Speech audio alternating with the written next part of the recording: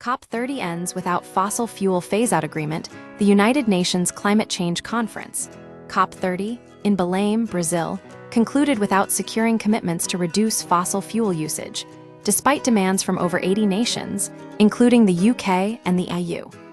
The final agreement, termed the Muturo, encourages countries to voluntarily accelerate efforts to transition away from oil, coal, and gas. This outcome follows intense negotiations where oil-producing nations resisted pressure to commit to faster reductions. Key obstacles and divisions, the lack of binding language on fossil fuels, underscores deep divisions among participating countries.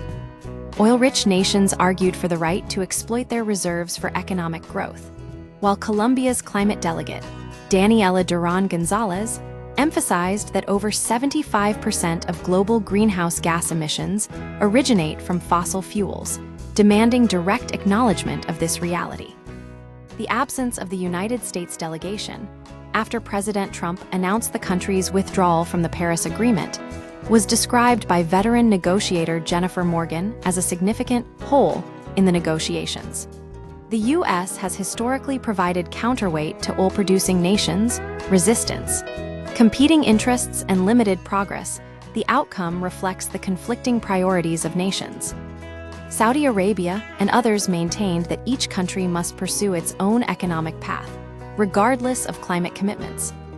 However, some delegates framed the outcome positively. Antigua and Barbuda's climate ambassador Rulta Thomas welcomed the continuation of a functioning process, while India called the deal meaningful. Small island states deemed it imperfect, but still a step forward.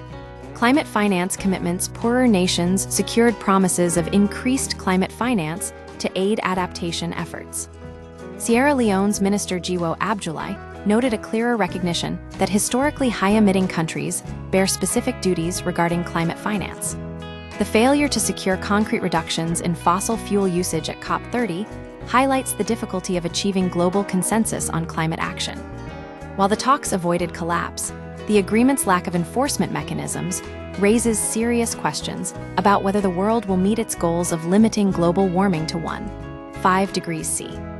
The world's failure to address the climate crisis at the root fossil fuels suggests that the gap between ambition and reality will only widen without drastic changes in international policy.